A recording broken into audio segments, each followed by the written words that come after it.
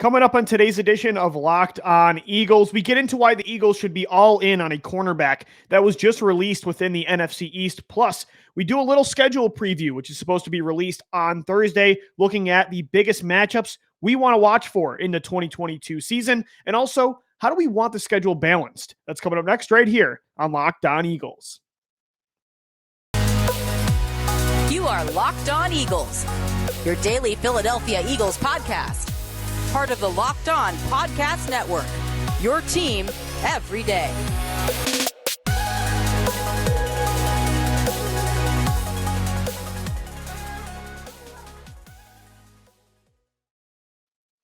We thank you so much for making Locked On Eagles your first listen each and every day. Welcome in, Eagles fans, to a Tuesday edition of the show. Download it into your phone Monday through Friday on all podcast platforms. On YouTube as well, make sure you subscribe to our YouTube channel and hit us up on Twitter at LockedOnBirds and at DiBiase LOE.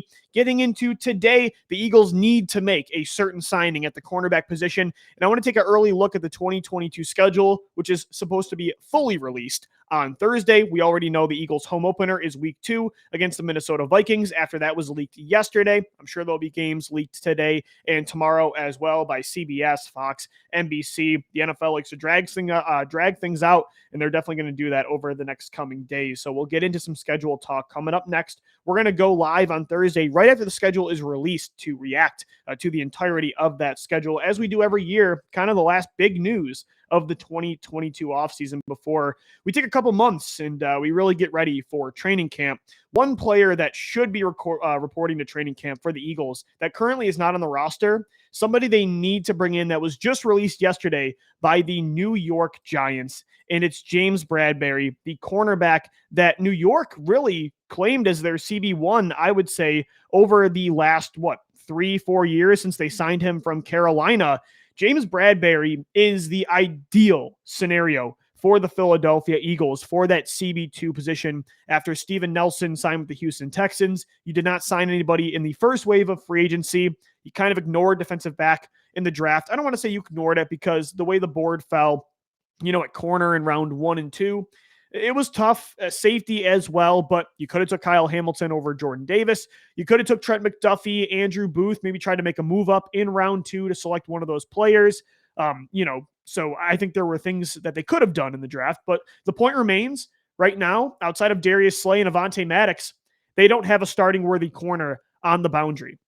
And, I heard the report yesterday that the Eagles maybe want to hold off on signing somebody like James Bradberry, maybe go with somebody like Xavier Rhodes down the line, while they right now try to figure out what they have in Zech McPherson, Tay Gawan, Kerry Vincent Jr. And while, McPherson might have some upside, and we've seen what a corner from the 4th round can do long-term, like Avonte Maddox, who just earned that contract extension this past season, to me, it's absolutely insane if the Philadelphia Eagles do not sign a 28-year-old in James Bradberry, who 2 of the last 3 years was seen as a really good CB1 for a defense. And while last year he kind of fell off, allowed 8 touchdowns, and he was pretty hot and cold last year. Definitely was a down year. But 2 of the last 3 years he was really good as a top corner. This year he would come in as your CB2 with Darius Slay on the other side and a top slot corner and Avonte Maddox, because you want to give Zech McPherson, Tay Gawan, and Kerry Vincent Jr. a chance. I'm all in on giving young players you've invested in opportunities over veterans, especially, Band-Aid signings on 1-year deals for sure. But I don't think any of the corners the Eagles have right now are worthy of that opportunity. It's not like they were 1st or 2nd round selections, guys you have to give a starting chance to. Yeah, McPherson maybe is a 4th round pick. Definitely has some traits that I really like last year coming out of Texas Tech. But James Bradberry also was an instant upgrade over Steven Nelson. He doesn't have to be a Band-Aid, signing. I think this could be more like Patrick Robinson in 2017, where maybe he starts off that way, but he has a really good season as your 2nd or 3rd corner. And although Robinson left the next year, Bradberry's only 28. I could see you paying him for more than just a 1-year deal and having a trio of Slay, Bradberry, and Maddox, which would be your best corner trio by far over the last, 5-6 years? I mean, that's a deep trio that you can have, and I think Bradberry is going to bounce back in 2022. And some people say, he might price himself out of Philadelphia. The Eagles should not go cheap right now when it comes to the secondary. They need to invest in somebody because, guys, I'm getting Michael Jacquet, Devontae Bowsby nightmares thinking about what could happen right now on the outside at corner. And even if, let's say, the Kansas City Chiefs really paid Bradberry a good deal, or the Las Vegas Raiders, it's not like the Eagles. I refuse to believe, even for what they say, that they're going to go into training camp in the regular season with McPherson as CB2 or Tagowan. I can't imagine that's going to happen no matter what. But I think this opportunity is ideal with the way the board fell in the draft, with the way free agency went before, to have an opportunity to land somebody like James Bradberry in the middle of May. To me, that is the best case scenario. He is a massive upgrade over what you've had in recent years, even after the down season in 2021. 2019, 2020, one of the most efficient corners on the boundary, according to Pro Football Focus. So I think they should be all over James Bradberry. We'll see what the market looks like for him. Again, there will be some contenders that want to take a look. Kansas City and Vegas are two teams that I'm thinking of specifically that would really like him. So there's going to be competition. And sometimes with Philadelphia, especially when it's not like a top player for you, like a CB1 or like your top wide receiver, your top, anything, they might want to go with more value for sure, inexpensive players. But right now they're in a hole, and this is a need. And sure, you didn't want to force a need in the draft, but you have to address needs. Like, you can't just ignore it, for the sake of not investing too much. To me, Bradberry, I don't think is going to cost you a massive contract. He might even want to sign a 1-year prove-it deal and then figure it out. And again, I don't love Band-Aid signings year after year, but that's a really good player you're bringing in. That's different than the Bradley Fletcher, Kerry Williams moves you can make, because there is a potential scenario that could play out where you maybe do want to pay him for more than just the 2022 season. So all in on James Bradberry for the Eagles. Maybe they'll get that done this week. They should definitely have interest. Of course, competition, no guarantees, but same thing with Honey Badger. They got to bring in somebody, though, in the secondary. I think they need another safety and corner. They need to bring in at least one.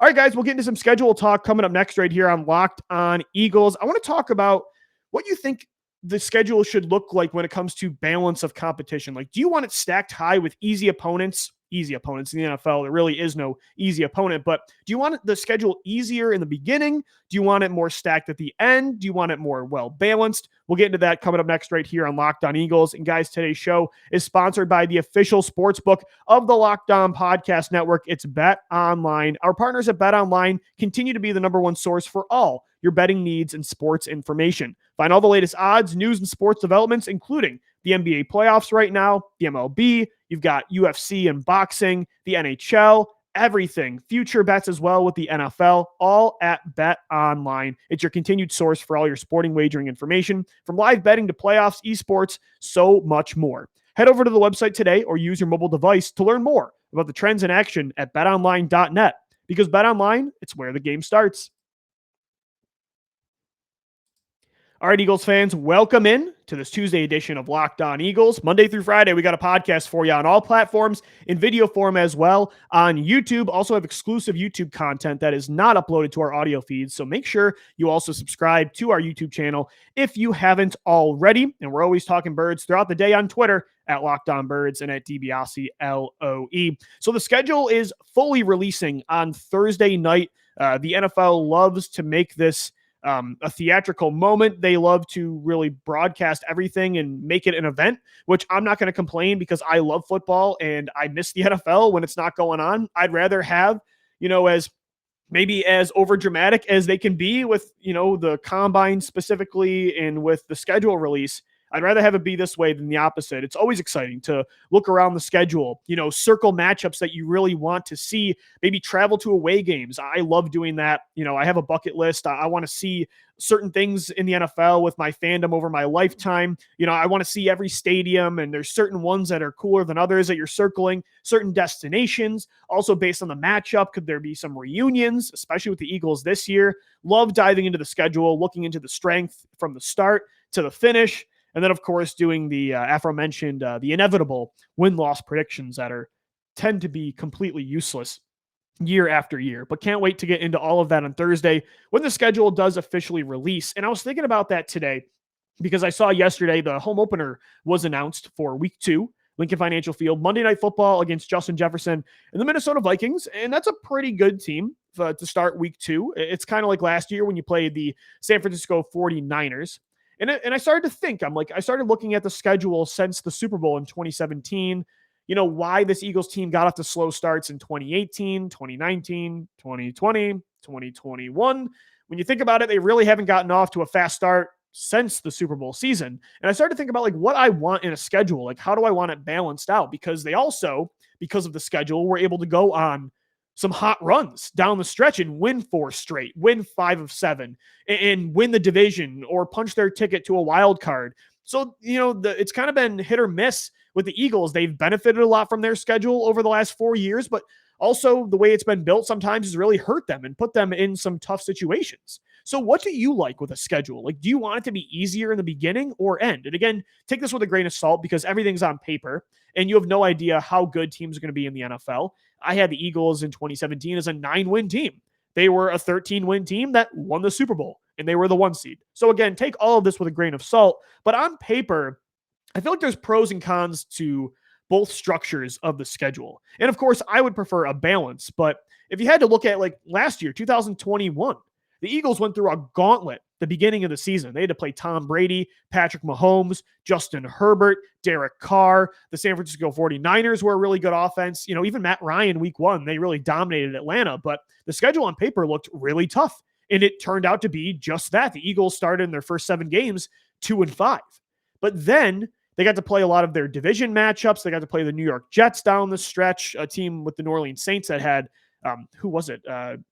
Was it Trevor Siemian? Yeah, it was Trevor Siemian that was starting at quarterback, even over Taysom Hill with Jameis Winston going down.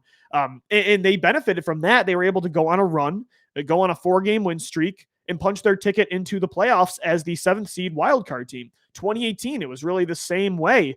In 2019 as well, you got to play all the NFC East at the end, and you rattled off 4 straight wins. So I'm kind of conflicted about what I want in the schedule because, maybe you want the good teams early, get them out of the way when everybody's still figuring themselves out, better chances to beat a team like Tampa Bay or Los Angeles or Kansas City. And especially last year, you can look at that and say that's definitely true. The Chiefs started off really slow early on. If you were going to want to get Kansas City or even Buffalo, the Bills started off pretty slow last year.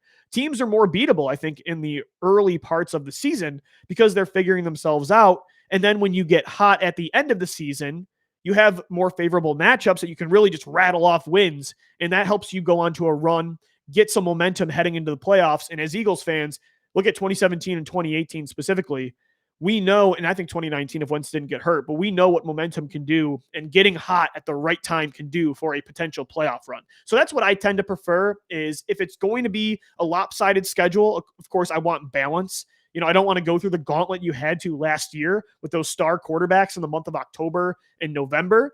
But at the same time, I would prefer that over having it be easier in the start and then really making it tough down the stretch. That's what I would prefer. But again, there's pros and cons to both sides because maybe while you're figuring things out yourselves, you prefer to have the easier teams, early on in the season. It's interesting, but again, I would prefer a balance. I don't want it to look the way it has over the last few years, but again, you can never predict all of this. This is all on paper, all paper projections. I just don't want to deal with, I don't know, the Eagles again since 2017, they've had to pull themselves out of holes and they've done it every year outside of 2020, but maybe just don't start slow. I mean, and I guess that's regardless of your opponents. Maybe just don't 2018 and 2019. You had some favorable matchups that you were losing. Just the Eagles need to start faster during these seasons so you still want this team to get hot down the stretch, but you don't want to have to bank on winning, 5 of 7 or 4 in a row or even 3 of 4 every single year just to have a fighting chance. You want to be able to set yourselves up like you did in 2017. So, and that's the thing. Again, it doesn't really matter sometimes about opponents. 2018, I mean, they beat the Los Angeles Rams and the Houston Texans back-to-back weeks to stay alive, which eventually set themselves up for that blowout win in Washington to be a wild card team. So they need to start faster. And that's why I would prefer, I guess I would prefer still the teams to be tougher early on because I want that hot start or hot finish at the end. but there's no excuses. Even if you have tougher opponents in the beginning, this Eagles team needs to find a way to not put themselves in a hole like last year where you're 2-5. You know what I mean? It has to change for sure. And the schedule is a part of that, but again, it's all paper projections. But I would prefer it more, again, balanced. But if you're going to lopside it, I would rather have it be tougher early on, make these teams more beatable. And then when you figure yourselves out, you can really just make it easy, get some momentum down the stretch heading into the postseason. So that's what I would think I want with the schedule this year. But again, it's always hard to project how that will actually shape up. I want to get into some specific matchups that I'm circling coming up next in the 2022 season. But guys, first, a shout out to one of our sponsors. It's Rock Auto. At rockauto.com, you can save time and money.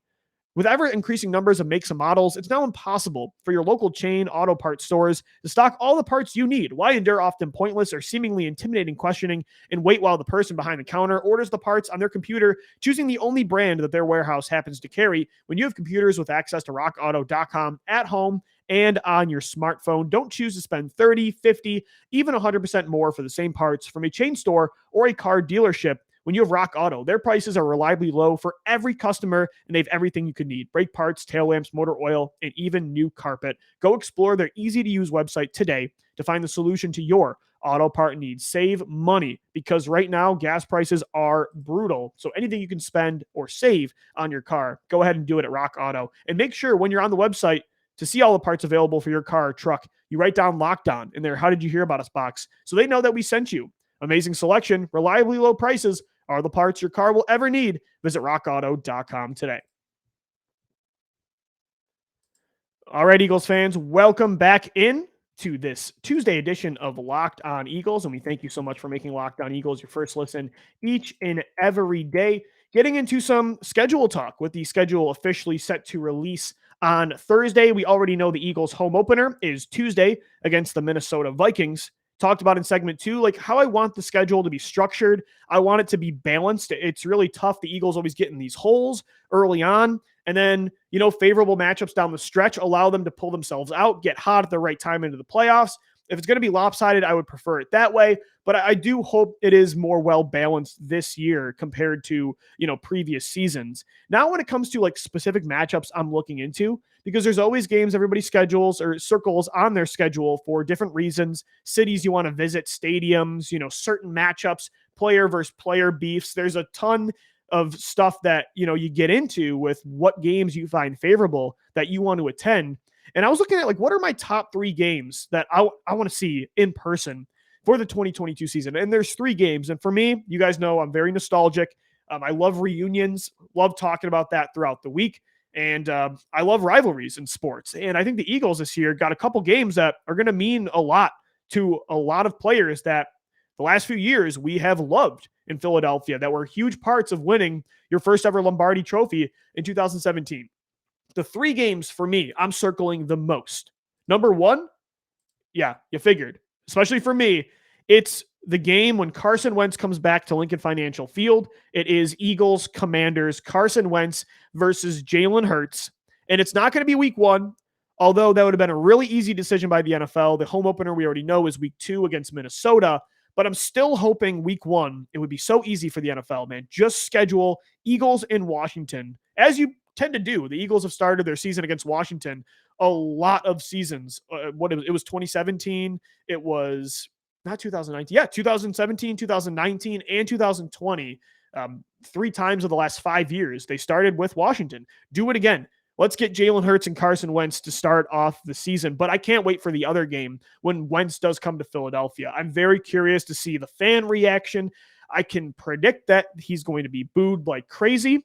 I think some people should stand up and cheer, but that's just my unpopular opinion. And I will definitely be attending that game because that's going to be really interesting to see the former franchise quarterback and the now quarterback that maybe Carson sees cost him his opportunity in Philadelphia. It's going to mean a lot for Wentz to stick it to this organization. It's going to mean a lot to Jalen Hurts, too, to show that the Eagles didn't make a mistake, drafting him, and that his presence only has caused the loss of your eventual or what was your franchise quarterback, that he can be that guy, right? He's going to want to silence all the Wentz talk and make Philadelphia forget about him.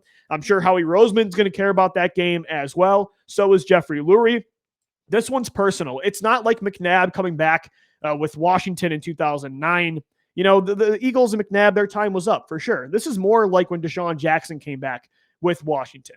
Like, the players themselves aren't going to get into beefs. Like, D-Jack started stuff in that game in 2014. Wentz is still really good friends with a lot of players on this football team, and him and Jalen Hurts themselves never had any, reservations towards each other. It was more about the presence and what it did for their careers. It more had to do with the front office than the actual players. It's more of like two brothers being mad. More so, they should be mad at the parents for the situation they created than being actually mad at each other. So it's not going to really be like, you're not going to see fights like you did in 2014, but it's going to mean a lot to a lot of people that game. And it's going to be a cool one. I love when, former top players for your team come back. Brian Dawkins, Deshaun Jackson, LaShawn McCoy, Donovan McNabb, Carson Wentz now too. Can't wait for that matchup. So definitely looking into that one. And the other one is also a reunion.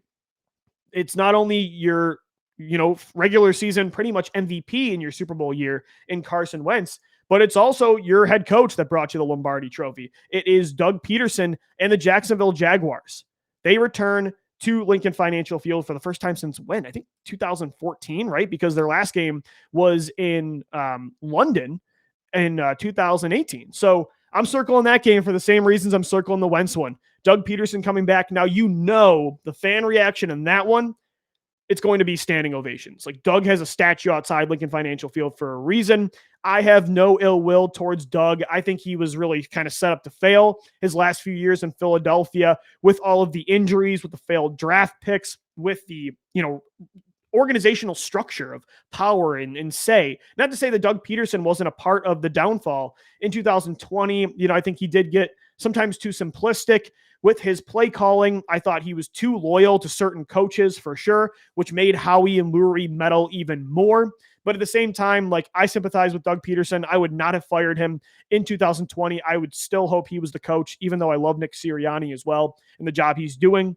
It's for a lot of the same reasons that I love Doug. And so, that game, I'm not going to want to beat him as much, but Doug Pederson, it's going to mean a lot to him that he can stick it to this organization just like Carson and show that they made a mistake moving on in 2020. So definitely watching Doug come back and Carson this season. And then the other one for me is it's a game against an opponent. I'm very curious to see where the Eagles are at against a similar tiered team, the Arizona Cardinals. The Eagles now have much improved this offense when it comes to weapons. You bring in A.J. Brown, Devontae Smith in year 2. You've got Dallas Goedert and Quez Watkins, Miles Sanders, Kenny Gainwell, one of the best offensive lines in football. I want to see how they do in Arizona against a Cardinals team that, again, they're kind of like the Eagles. There's a really high ceiling there, but there's still a questionable floor after being one and done in the playoffs and getting completely smoked by a superior team that moved deep into the playoffs. And it was the Rams who won the Super Bowl. But I want to see how Jalen Hurts fares against somebody like Kyler Murray, because of all the potential quarterbacks this offseason that were available for trade, I think Eagles fans, they were all in, most of them on Russell Wilson. There were even some that were in on Deshaun Watson. With Kyler Murray, though, it was kind of split. So I want to see where Jalen Hurts is against a guy like Kyler with more weapons, because you saw in 2020, Jalen hung with Kyler for sure. At the end of the game, he made it a game. So I want to see where this team is against a team like Arizona, because I think right now it's clear Tampa Bay is a superior team to Philadelphia, Los Angeles, I would say Green Bay as well. But then after that, there's no guarantees. How do the Eagles stack up against teams like San Francisco, Arizona? Not to mention a few other reasons. Zach Ertz, the Eagles play Zach Ertz, love Ertz. And my family does live in Arizona as well, so I'd love to visit the desert again. I've actually never been to that stadium, so definitely want to check that off the list for sure. So I'm looking at 3 games specifically that I'm most excited for. It's the Washington matchup at the Link. It's when Doug Pederson comes back with the Jaguars at Lincoln Financial Field, and then it's when Philadelphia heads over to Arizona to take on the Cardinals. But can't wait to see how the schedule really does shape up. Thursday, I think it's 8 p.m. Eastern time. The schedule fully releases. We're going to be live for you right after. So make sure you subscribe to the podcast on YouTube. You'll get alerts. Also on your audio feeds, we'll have the show recorded and posted later on all platforms. And on Twitter, it'll be streamed as well. Hit us up at Locked On Birds and at DiBiase LOE. Thank you so much for making Locked On Eagles your first listen each and every day. Make sure your second listen is the Locked On NFL podcast, all of the news across the league in under 30 minutes. And as always, guys, thank you so much for downloading, listening, and watching, and let's go Birds.